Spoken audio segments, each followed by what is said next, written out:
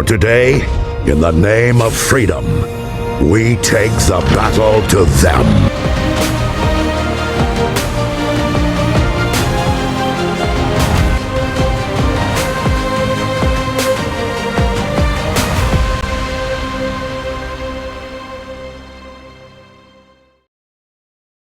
Ladies and gentlemen, with the official confirmation that Transformers 1 will never get a sequel, I think the Transformers community is just sort of in shambles right now. People are broken, they are emotionally distraught, and honestly, it's understandable because our franchise is dying. It's literally like how Quintessa says at the beginning of the last night, your world is dying. That was a god awful impression. Oh my god. But in just keeping in the spirit of Transformers 1 and just embracing the negativity, because you know how much I love negativity. I don't really, but it's just, I don't know. My perception towards the Transformers 1 Studio Series figures is just very negative. Okay, like 70% negative. There are two main problems that I am seeing with the Transformers 1 Studio Series figures, and I sort of just want to address this. And, I'm not only doing this because, of the TF1 sequel cancellation, that fucking hell, I can't talk. That literally has no relation to this. This is just how I've been feeling this whole time about the Studio Series figures for this movie. So, as I said, there are two things. The first thing that I want to bring up is this weird thing that Hasbro is doing. I don't know why they're not doing it for any other figures, not Age of the Primes, not the other Studio Series figures, although to be honest, there aren't really many, because I mean, Transformers 1 is basically all they're doing now. The Bayverse is dead, clearly. And it's this weird, like allergy to grey plastic. The Optimus Prime figure this was the first one that came out, right? And this one really got a lot of people talking. There was so much controversy behind this. And it's understandable because there's no reason for this thing to have this weird, like brownish, yellowy tint to the plastic. I don't really understand why they didn't just make it gray. You have gray on the not last night, Age of Extinction Optimus, and everyone hates it. Just why didn't you do that for the Transformers 1 figures? But yeah, Optimus was the first. Then, in my opinion, it's even worse with Megatron, because Megs in the movie is so clean. That silver. Oh my god, it's glorious.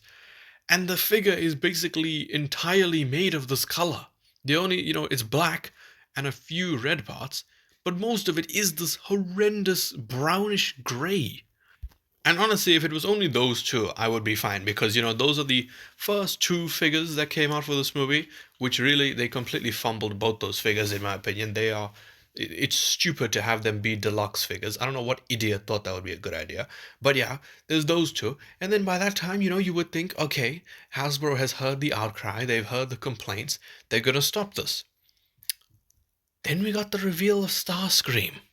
Why does he look like a freaking cream color? This is, oh my god. The only thing that I could maybe think of is that the designers are so dumb that they go, oh, the gold of Cybertron is reflecting off the silver. So that means we should use this brownish gray instead of silver on the figures. Because then it's accurate. Probably now, obviously, I'm joking. The Transformers designers are not stupid. The people who do the paint, who really are who I'm talking to here, they aren't dumb. So this is literally the closest thing I can come to an explanation as to why they chose this horrendous color. I just don't understand. Again, as I said, I can somewhat forgive them fumbling the two biggest characters of the movie with this because, again, those are like the first two figures. Here they had time.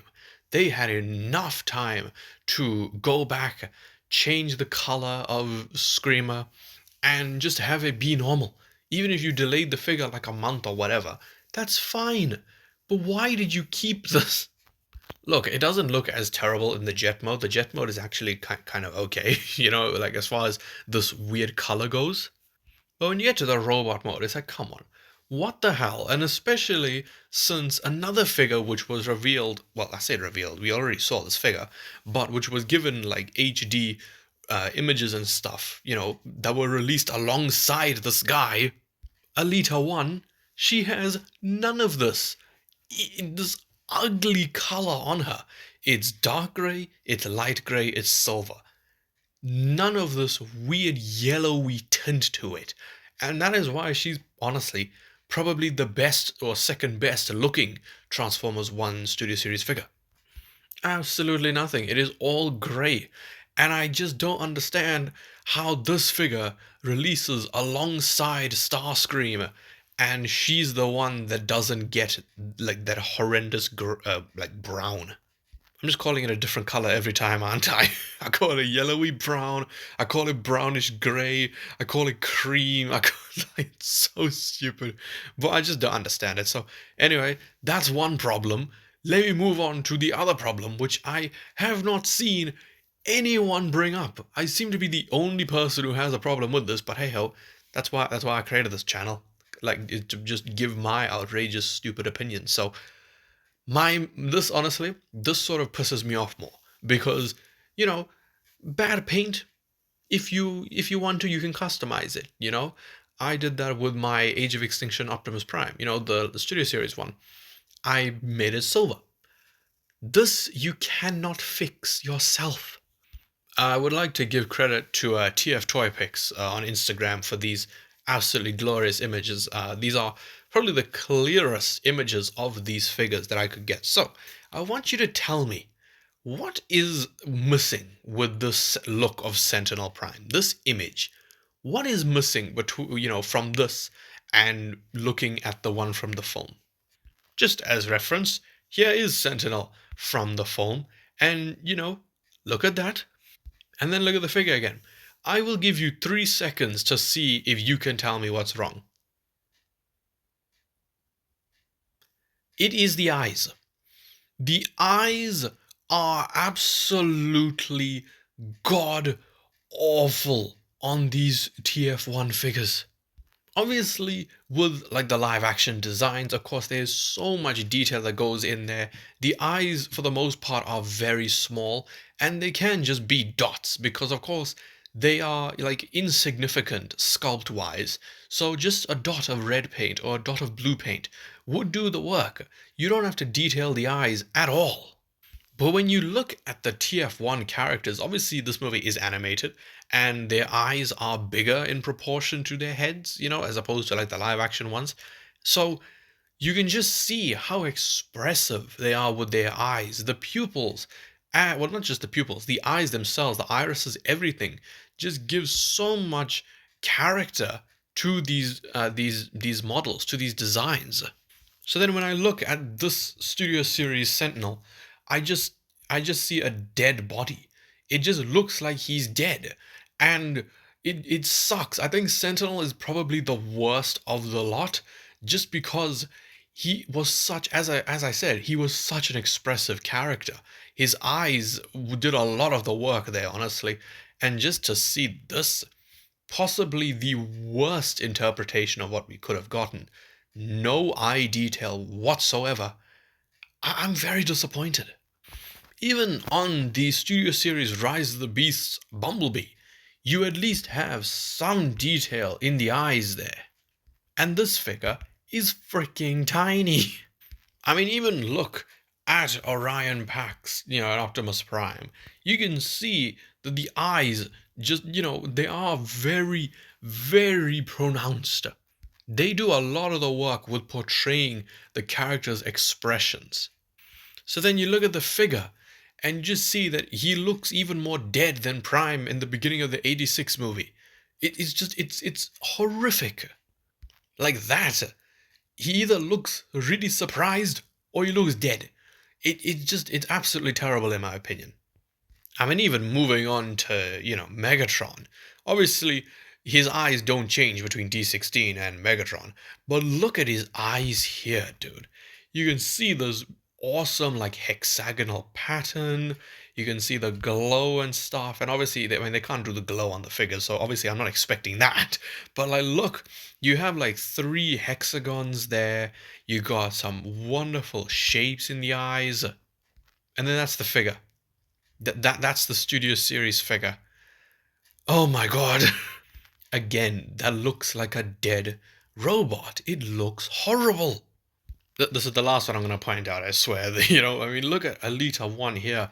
You can see that there's, just looking at her eyes, you can see some anger there. You can see some confusion. You can see some wonder. A lot can be seen in those eyes. But then the figure ends up looking like that. I think I've gotten my point across by this point. I'd also just like to sort of take this moment to say that I actually really like this Alita 1 figure.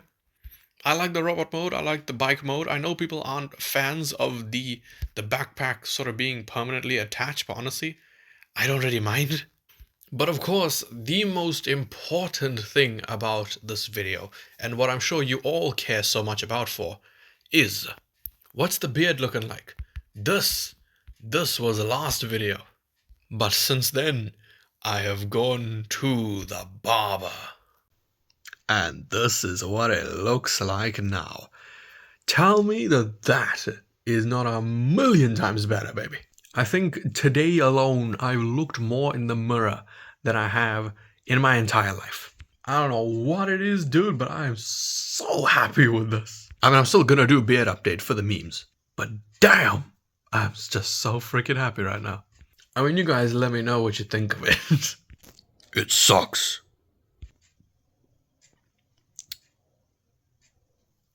Back to the Transformers. So, ladies and gentlemen, that is going to wrap up everything. Please let me know your thoughts on what I've been complaining about in this video. Do you think I perhaps overdid it with certain things? Was I over-exaggerating? Or do you think that everything I said was perfectly valid? Which, honestly, I am really hoping that I am not the only one in this camp with the eyes, because it is very, very distracting in my opinion. So yeah, please let me know your thoughts on everything I've spoken about in the video.